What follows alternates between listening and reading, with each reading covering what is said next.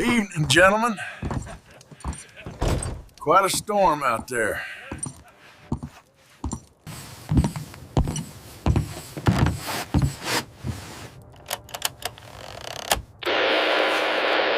January 1925, Alaska. At this time of year, the sun here is but a ghostly memory, and the sky is shrouded in leaden clouds spewing endless snow. But in the small town of Nome, home to just over 1,000 souls, it wasn't the cold people feared. They feared the silence that fell over homes where children were falling ill.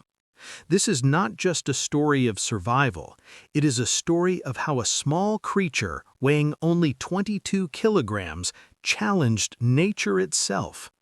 This is the story of Togo, a dog whose name should have been written in history in golden letters, yet for a long time remained in the shadows. Today we will follow his journey, a journey 1,000 miles long, a journey between life and death. It all began with a slight cough. Dr. Curtis Welch, the only physician in Nome, initially thought it was just a common cold, but when gray membranes began to coat the children's throats and their breathing became wheezing and agonizing, his blood ran cold. Diphtheria. In those years, it was known as the strangling angel.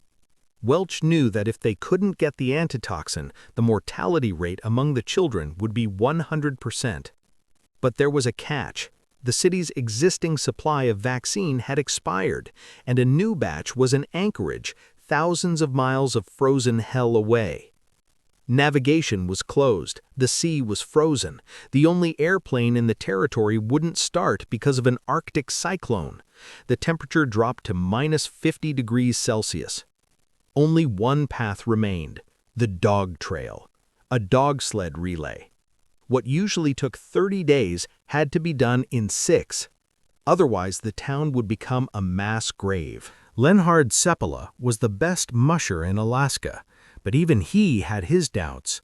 His main hope was Togo, but if you had seen Togo as a puppy, you would have only laughed. Togo was born weak.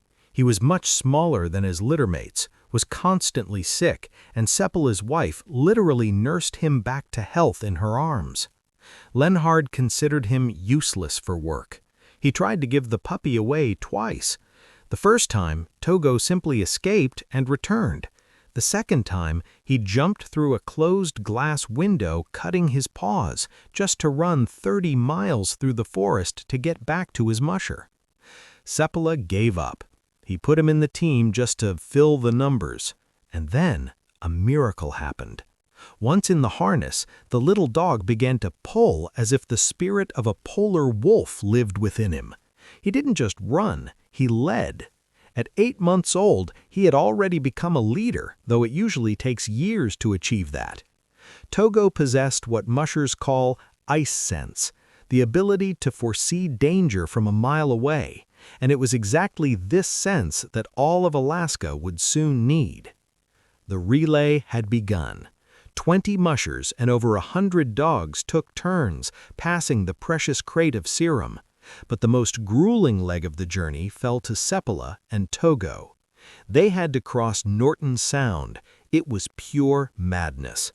The Sound is a vast expanse of open ice, constantly shifting and moving. If the ice were to crack and a floe broke away, the team would be carried into the open ocean toward a slow death from cold and hunger. Seppala was blinded by the blizzard. He shouted, "Togo, lead!" And the dog did. Imagine darkness, a wind strong enough to knock you down, and a small dog out front, sensing by smell and the vibration of the ice where it remained solid and where a black abyss of water would open up in a split second. At one point, the ice floe finally broke loose. The team was drifting in a slurry of ice. Their only chance was to jump to shore, but the gap was too wide. Seppala tied Togo to the traces and literally threw him across the crack onto the stable ice. Togo dug his claws into the crust. One of the traces snapped. Any other dog would have bolted, But Togo, he gripped the frayed rope in his teeth and pulled until the ice floe carrying his master was hauled to the edge. It was beyond the physical limits of any living creature. Togo and Seppala covered 420 kilometers, more than any other team in the race. Togo was 12 years old, an old man by dog standards. After the run, his paws were worn to the bone and he could no longer walk. The serum was delivered on time. The town was saved. But when the world's newspapers broke the story, the front pages were filled with photos of another dog, Balto. Balto had run the final 80 kilometers over flat terrain.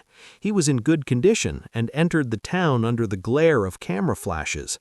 Seppala never held a grudge against Balto, but he felt a deep ache for Togo. The dog who had done the impossible remained in the shadows. The world celebrated Balto's victory, while Togo quietly recovered in a cabin, knowing his true reward was the touch of his master's hand on his head. Togo lived for several more years. His blood flows today in the veins of the best sled dogs in the world. This story reminds us of one thing. Heroism doesn't always look like it does in the pictures. Sometimes a hero is a small, unnoticed dog from whom no one expected anything, but who simply refused to give up. Dogs don't know what fame is. They know what loyalty is. And if your dog is looking at you today, know this: in their small heart lives the same great power that saved Nome in 1925. Thank you for taking this journey with us. Take care of your four-legged friends. See you in the next episode.